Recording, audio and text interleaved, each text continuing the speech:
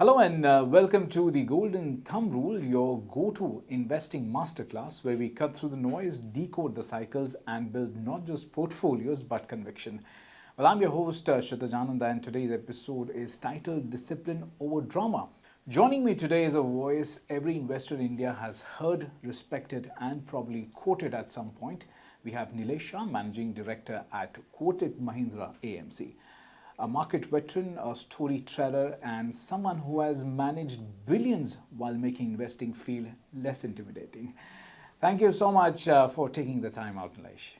Thank you, Sitish Bhai, for having me here. Right. Well, you always talk about asset allocation, but what does that actually mean for someone who just started out with investing, or you could say saving, and a lot of FOMO, you could say that? So, asset allocation, in very simple sense, Sitish Bhai, is what you do for your physical health. I mean, most of us like sweets for sun, but we don't make it our staple diet. The staple diet still remains dal, roti, chawal, sabji. That gives us physical health. Same thing is translated in financial health. You create a portfolio of debt, equity, gold, real estate, so that overall it outperforms inflation. Right. Absolutely. Well, Nilesh Bhai, I will also talk about cricket because I know that you are a big fan of cricket and we recently saw 2 tons from Shubman Gill. Let us compare the cricket and the equity markets game. So you often compared investing to cricket and every cricketer has a favorite shot. What is your favorite investing shot? Is it the chart, SIP, asset allocation or value buying? Look, Satish Bhai, before cricket, I want to talk about chess. Recently, Magnum Carlsen, said Mr. Gukesh is a weak player and I don't take him seriously. Right. Gukesh not only defeated him, but went on to win the rapid chess tournament. This is how the world will treat India. They will tell us, you don't matter, you are a poor country, you are a developing country. But we have to keep on working and eventually we can become world champion. Like Gukesh defeated Eco of Magnum Carlsen, India and Indian equity market will defeat criticism of global investors, global people. But we must keep on working hard. In terms of cricket, you have T20, you have one day, and you have test match. Right. The fun of playing is in the test match. Right. Where you take your time to build inning, where you play on a 5th-day pitch also. My favorite cricketing shot is the test match format, where you build your inning and play for the long term. T20 is exciting like trading, kabhi upar, kabhi niche. But eventually long-term wealth will be created in test format. Absolutely. Long-term wealth would be created in the test format only. Now, I also wanted your attention on the SIPs. Now, SIPs are the OG advice, right? But in a volatile market, is it smart to increase SIPs, pause them, or just stay the course? Now, why I say that is because we are clocking more than 26,000 crores on a monthly basis, and especially for the new investors, what should be they doing at this point in time? Like we have SIP, US has something like 401k. I have never seen any American guru or American fund manager telling their citizens, please don't invest in 401k plan. Month after month, it keeps on getting invested. And it's created wealth of America. Today, half of American household wealth is invested into capital markets. Now, can we replicate that 401k model in India? Unfortunately, government went towards provident fund, new pension scheme, and stuff like that. Mutual funds stepped in to fill that vacuum. And today, we have so many successful SIP investors. They suffered pain. Of course, in March 20, their portfolios were down almost 30, 40, 50%. 3-year SIP returns were negative. 5-year SIP returns were below savings bank account. 10-year SIP returns were below FD account. Now, there were 3 sets of investors at that point of time. One which said, "Jo chal raha hai, chalne do." They are making double-digit return. They are outperforming inflation. They have real wealth. Then there was second investor which got frightened because of this massive drop in returns and negative returns. He or she booked the notional loss into real loss and stopped SIP and redeemed. Today, they are crying because they have lost an opportunity to make money. And third, a small portion was the real smart money. They said, "This is the opportunity. SIP returns are negative. Let me go and put lump sum money. Let me top up my SIP." Today, they have made even more return than the regular investor.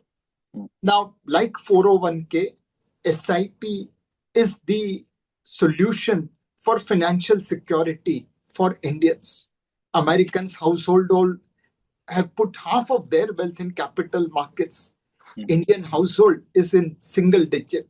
We have a long journey to cover to secure every Indian. Satish bhai, SIP is a very simple concept. It is the year. There will be SIP top up. There will be SIP in multi-asset allocation. All those things will come over a period of time. But गाड़ी पहले gear में डालेंगे तब आगे चलेंगे ना. Absolutely. And in fact, staying with the topic, let me also get your view on when markets are booming or crashing, it is so tempting to panic sell or a FOMO buy. And how can young investors avoid these classical emotional slip-ups? And we have seen some of these situations replicate in the past few months, also when we saw a sudden dip and then, yes, markets also sort of bounced back. First of all, we need to be aware that we are human beings and will be greedy as well as fearful. Exactly right. Natural reaction. We are not some nirvan prapt sadhu who can Yes. deep greed and fear. Being aware that I could be greedy or I could be fearful is the first step in finding a solution. SIP is something very, very simple. Second could be when you invest, write down why you have invested. A friend of mine, a mutual fund distributor, makes all their clients to write down why they are investing. Someone will write beti ki padhai. Someone will say bete ko business support karna hai. Someone will say my retirement. When market comes down, returns are negative and they feel fearful. His immediate answer is, do you want to retire today? Do you want to give education? Do you want to pay to your daughter's education today? No. Then please continue. This days also shall pass. You'll have to figure out a way. My best advice will be, please find a handholder, a mutual fund distributor, a registered investment advisor, which can handhold you during this tough time. Absolutely. In fact, the analogy that you have given is something which investors can take note of and they can implement in their portfolios as well. And talking about portfolios, tell me something, is Gen Z really building portfolios or just building Pinterest boards of stuff they cannot afford yet? What does the data say? In India, we have such a large population that every rule has an exception, and that exception is fairly large. I've met some of the very, very smart Gen Z people. They know about companies more than I do. I feel ashamed of my knowledge in front of them. Okay. They will become legendary investor over a period of time. They use technology to analyze data, process much, much faster than we old school people do. And they are much better than us after 30 years of experience in this field. On the other hand, I have also met Gen Zs who have no idea what they are doing. They get influenced by social media. They believe every tip coming on WhatsApp or Telegram is something which will make them rich. Many of them are so gullible that even AI-generated deepfake video of people like us, they believe is truth. So I will just request Gen Z investors, traders, speculators, One, instead of trading, focus on investing. Second, please do a little bit of research. And if you don't have time or energy for the same, please consult a good mutual fund distributor or RIA who can help you build your portfolio. Absolutely. Good that you talk about the social media, because the next question is something related to that. How much of young investors' money mindset is shaped by, we could say, Instagram influencers versus the real financial education? Over here, we have a long distance to cover. Many people live out of credit card, not a good to go.